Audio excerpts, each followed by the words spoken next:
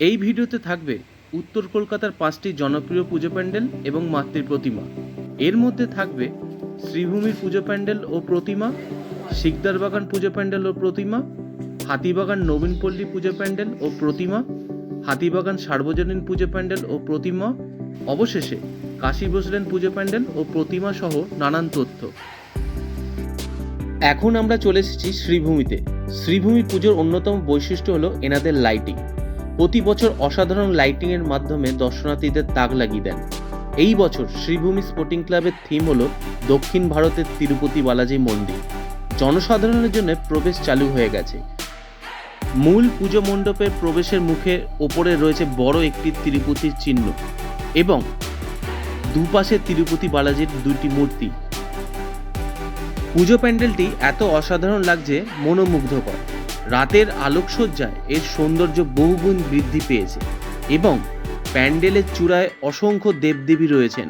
সেই কাজগুলি শিল্পী সুন্দরভাবে ফুটিয়ে তুলেছেন। অসাধারণ পুজো প্যান্ডেলটি, প্রতিটি কাজ নিপুণ দক্ষতার সাথে শিল্পীরা করেছেন। পুজো প্যান্ডেলের বাইরের অংশে দুপাশে 3টি করে মোট 6টি এলইডি স্ক্রিন ডিসপ্লে লাগানো রয়েছে। এই দিকে ডান দিকে 3টি আর এই বাঁ দিকে 3টি, মোট 6টি এলইডি স্ক্রিনের ডিসপ্লে লাগানো রয়েছে। এই প্যান্ডেলের সৌন্দর্য রাতের আলোয় অনেক গুণ বৃদ্ধি পায়।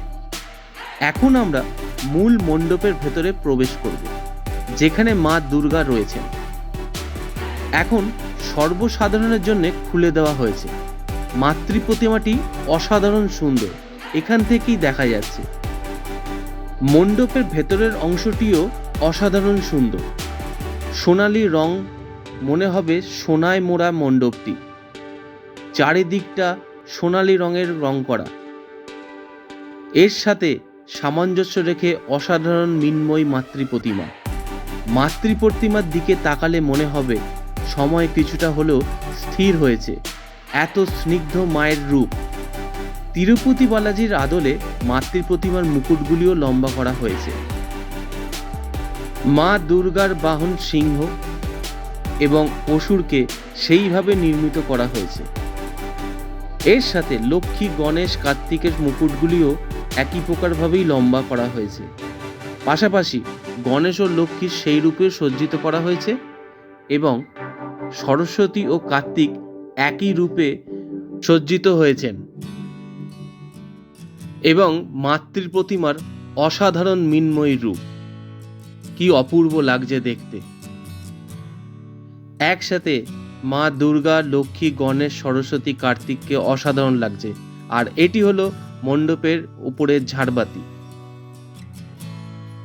মণ্ডপের চারিপাশ অসাধারণ আর্টওয়ার্ক রয়েছে। এই দেবদেবীর ইনস্টলেশনগুলি মণ্ডপের ভিতরে সৌন্দর্যকে অনেক গুণ বাড়িয়ে দিয়েছে। শ্রীভূমি স্পোর্টিং ক্লাবের পুজো এবছর 52তম বর্ষের পদার্পণ করেছে। এর আগের বছর হয়েছিল প্যারিসের ডিসনিল্যান্ড। এবছর তিরুপতি বালাজির মন্দির। এখানে লক্ষ্য করা যাচ্ছে সেই সব আর্টওয়ার্কগুলি মণ্ডপের ওপরে এবং এইটা হচ্ছে ঝাড়বাতি। যেমনই পুজো প্যান্ডেলটি সুন্দর, ঠিক তেমনই পুজো মণ্ডপের ভেতরের অংশটিও সুন্দর। এখানে আসতে হলে সবচেয়ে কাছের রেলওয়ে স্টেশন হলো বিধাননগর রেলওয়ে স্টেশন। সেখান থেকে বাস কিংবা অটো করে সোজা লেক টাউনে চলে আসতে হবে। লেক টাউন থেকে হেঁটে এখানে সহজেই চলে আসা যায়। এখন চলে এসেছি হাতিবাগান অঞ্চলে, শিকদারবাগান দুর্গাপুজো প্যান্ডেলের সামনে। উত্তর কলকাতার প্রাচীনতম পুজোগুলির মধ্যে অন্যতম। শিকদারবাগানের এবছরের থিম হলো মানবতার উৎসব। এবছর 112তম বর্ষের পদার্পণ করল। এর ঠিক আগের বছর থিম হয়েছিল শুদ্ধ সূচি। প্রতি বছর নতুন নতুন চিন্তাভাবনায় কাজ করেন এই শিকদারবাগান দুর্গাপুজো প্যান্ডেলটি। এবছর তার ব্যতিক্রমও নয়। এবারে চিন্তাভাবনায় শান্তির বার্তা নিয়ে এসেছেন এই পুজোর মধ্যে দিয়ে। আর এটি হলো মূল প্রবেশদ্বার। এর ভেতর দিয়ে প্রবেশ করে মাতৃ প্রতিমাকে দর্শন করতে হবে। প্রবেশদ্বারের মুখেই রয়েছে নানা রকম আর্টওয়ার্ক, নানান রকম রং বেরঙের খেলা এই ভেতরে দিয়ে প্রবেশ করলেই লক্ষ্য করা যায়। মণ্ডপের ভেতরে প্রবেশ করতে করতে এখানে সমস্ত ধরনের আর্টওয়ার্কগুলি দেখা যাবে। সুন্দরভাবে এনারা উপস্থাপনা করেছেন। আর মণ্ডপের ভেতরে প্রবেশ করলে লক্ষ্য করা যাবে কাঁটাতারের ব্যবহার।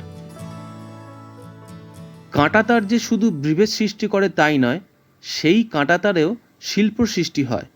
সেই সৃষ্টি এই শিকদার বাগানে লক্ষ্য করা যায়। দেবী দুর্গার দুই পাশে শান্তির প্রতীক হিসাবে পায়রাকে দেখতে পাওয়া যায়, যে পায়রাগুলি শুধুই উড়তে চায় এবং সমগ্র বিশ্বে শান্তির বার্তা পৌঁছে দিতে চায়। কিন্তু এখানে পায়রাগুলি বন্দি অবস্থায় আছে। তবে দেবী মায়ের আশীর্বাদে পায়রাগুলি মুক্তি পাবে এবং বিশ্বের বিভিন্ন প্রান্তে, বিশেষত যুদ্ধরত দেশগুলির কাছে শান্তির বার্তা পৌঁছাবে, যাতে শান্তি ফিরে আসুক। এই চিন্তাভাবনায় শিকদার বাগানের উপস্থাপনা মানবতার উৎসব। এই পুজো মণ্ডপে আসতে হলে সবচেয়ে কাছের মেট্রো স্টেশন হলো শ্যামবাজার মেট্রো স্টেশন কিংবা শোভাবাজার মেট্রো স্টেশন। ওখান থেকে হেঁটে কিংবা অটোতে সহজেই এখানে চলে আসা যায়। উত্তর কলকাতার আরেকটি জনপ্রিয় পুজো প্যান্ডেল হলো হাতিবাগান নবীনপল্লী। এবছরের থিম থিয়েটার পাড়া। হাতিবাগান নবীনপল্লী এবছর ৯১তম বর্ষে পদার্পণ করতে চলেছে। এর ঠিক আগের বছর হয়েছিল আবোল তাবোল। সেটি দর্শনার্থীদের কাছে বেশ সাড়া ফেলেছিল। সেই রকম না হলেও কিছুটা কাছাকাছি হতে চলেছে এবছরের উপস্থাপনা থিয়েটার পাড়া। থিয়েটার পাড়ার কনসেপ্টের পেছনে রয়েছে হাতিবাগানে যেসব থিয়েটার ছিল সেইগুলিকে মূলত তুলে ধরা। হাতিবাগান এলাকা একসময় থিয়েটার পাড়া নামে পরিচিত ছিল। এইখানে হাতিবাগানের আশেপাশে বহু থিয়েটার হল ছিল, যেমন রঙ্গনা, বিজন, বিশ্বরূপা, সারকারিনা, স্টার, রংমহল। এইসব কালক্রমে নষ্ট হয়েছে, ভেঙে গেছে। সেই সব হলগুলি তুলে ধরার চেষ্টায় এবারের উপস্থাপনা করেছেন থিয়েটার পাড়া। ৮০ দশকে একসময় এই হাতিবাগান অঞ্চলে থিয়েটারের জনপ্রিয়তা চোখে পড়ার মতো ছিল।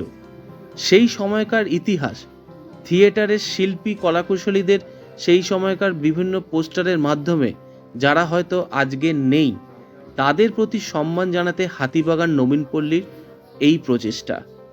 আগের বছর হয়েছিল আবোল তাবোল, এবার থিয়েটার পাড়া। আবোল তাবোলের সময় কিছু পারফরমেন্স লক্ষ্য করা গেছিল পুজো প্যান্ডেলেতে। হয়তো সেই পারফরমেন্স না হলেও কিছুটা সেরকম থাকতে পারে এই হাতিবাগান নবীনপল্লীতে। এখন চলে এসেছি হাতিবাগান সার্বজনীন পুজো প্যান্ডেলের সামনে। এবছরের থিম হলো প্রকরণ। এবছর ৯০তম বর্ষে পদার্পণ করতে চলেছে এই পুজো প্যান্ডেলটি। এর আগের বছরের থিম ছিল দোসর। বলা যেতে পারে উত্তর কলকাতার জনপ্রিয় পুজো প্যান্ডেলের মধ্যে এটি অন্যতম। প্রকরণ থিমে ভাবনা ও সৃজনে রয়েছেন সুশান্ত শিবানী পাল। ওনার ভাবনায় রয়েছে ট্র্যাডিশনকে একটা কন্টেম্পোরারি সময় গ্রাস করছে, সেই চিন্তা ভাবনায় কাজ করছেন এই হাতিবাগান সার্বজনীন দুর্গোৎসব। এখানে মাতৃপ্রতিমা সাবেকি। আগে যৌথ পরিবার চোখে পড়ত, সময়কালে সেই যৌথ পরিবার বর্তমানে কমে এসেছে, ছোট হয়েছে পরিবার, ফলে ফ্ল্যাট বাড়ির চাহিদাও বেড়েছে। পুরনো বাড়ি দেখা যায় না এবং যৌথ পরিবারও নেই। এই কনসেপ্ট এই পুজো প্যান্ডেলে লক্ষ্য করা যাবে। এখন চলে এসেছি কাশী বসলেন পুজো প্যান্ডেলের সামনে। প্যান্ডেলের প্রবেশের শুরুতেই রয়েছে রাজা রামমোহন রায় এবং পণ্ডিত ঈশ্বরচন্দ্র বিদ্যাসাগর, এবং লক্ষ্য করা যাচ্ছে একটি বিবাহ মণ্ডপ। হঠাৎ এই বিবাহ মণ্ডপটি কেন, বা এই কনসেপ্টটি কি? উত্তর কলকাতার জনপ্রিয় পুজো প্যান্ডেলের মধ্যে অন্যতম এই কাশী বসলেন পুজো। এবছরের থিম রত্নগর্ভা। ভারতবর্ষে সেই সময় বাল্যবিবাহ, সতীদাহ প্রথা, বিধবা বিবাহের মতো কিছু কুসংস্কারের অন্ধকার ঘিরে ধরেছিল সমাজের উপর। সেই অন্ধকার কাটাতে সাহস দেখিয়েছিলেন রাজা রামমোহন রায় এবং বিদ্যাসাগরের মতো মহাপুরুষেরা। তাই 1817 সালে রাজা রামমোহন রায় সতীদাহ প্রথা বন্ধ করেছিলেন এবং 1856 সালে পণ্ডিত ঈশ্বরচন্দ্র বিদ্যাসাগরের হাত ধরে বিধবা বিবাহ আইন পাশ হয়েছিল। এর ফলে নারীরা সেই সময় বাঁচার অধিকার পুনরায় ফিরে পায় সমাজে। সেই নারী শক্তি যারা অন্ধকার থেকে আলোর পথে অভিমুখ করিয়েছেন তাদের গল্প নিয়ে এবছর তৈরি হয়েছে পুজো মণ্ডপটি। পুজো মণ্ডপের ভেতরে যাদের ছবি আছে এনাদের সমাজের প্রতি অবদান অনেকটাই রয়েছে। এই পুজো মণ্ডপের ভেতরে প্রবেশ করলেই মনে হবে এক অন্য জগতে চলে এসেছি। অন্ধকার থেকে আলোর যে এখানে বিকিরণ ঘটেছে সেই পুজো মণ্ডপে আসলে বোঝা যায়।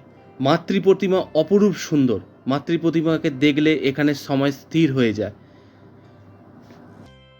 এই পুজো মণ্ডপটি ভালো করে দর্শন করলে বোঝা যাবে শিল্পীদের অসাধারণ শিল্পদক্ষতার পরিচয় এই পুজো মণ্ডপে পাওয়া যায়। শিল্পীদের দীর্ঘদিনের পরিশ্রম এই পুজো মণ্ডপে আসলে লক্ষ্য করা যায়। কি নিপুণ দক্ষতায় প্রতিটি কাজ সূক্ষ্মভাবে কাজ করেছেন। বলা যেতে পারে এই পুজো মণ্ডপটি এবছরে অন্যতম এক পুজো মণ্ডপ হতে চলেছে।